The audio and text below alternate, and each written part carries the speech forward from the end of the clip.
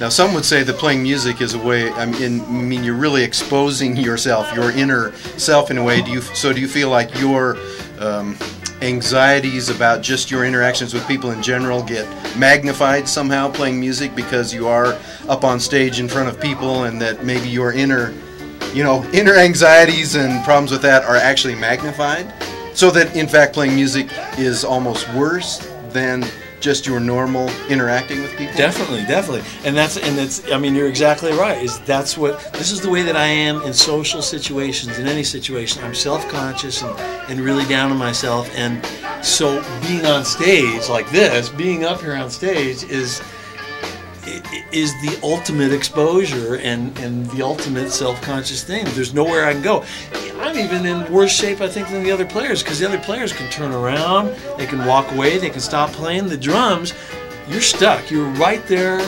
I'm facing the world. I can close my eyes. Right. I do that a lot just to try to get into the music and to not be so scared of. Yet, as you know, that people who know you, that I certainly hear from people that know you, everyone will say, "Oh, Billy, he's always so happy and he's so nice." Because of course, when you deal with people socially, most of the time, if not close to all of the time, your interaction with them is very jovial and upbeat and all of that. And so, do you feel like you're masking, that you're not being honest, that you're not being, your real true self to people when you're with them, or is that just how you feel it's good to be when you're in a social situation? Because you're telling me that you're in fact not comfortable in those situations usually, and you're not really happy. It's true. Even though everyone that is meeting you thinks, wow, he's so happy, he is so nice and so happy, he's always smiling and all that. You think you're just masking that by doing that?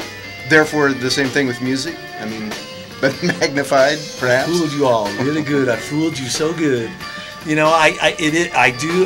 is a front that I put on, and yet at the same time, the laughter, the smiling is about the potential of being liked. And so if I'm in a situation where I feel like I'm being liked, either on stage or otherwise, that smile is about that. But at the same time, the smile and the warmth is the way that I've learned to get along in the world, and it does seem to be the way that helps people to like me. Because if you weren't smiling, if you act differently, maybe people would like you less because you weren't smiling and happy. And yes, and if I'm feeling something angry or unhappy or something, I feel like if I really express that, especially on stage or in a musical situation, that's not appropriate, and that will be not liked, and therefore it will bring that thing on that is the worst that I could imagine, which is to have people not like me. We're at this thing last night, and please, the people I was playing with, please forgive me that I'm going to bring this up if you happen to see this, but we went to this party after the gig, and I wanted to go home because I knew I was going to have to do this thing with you today, and I had these animals I wanted to take care of. I wanted to be home.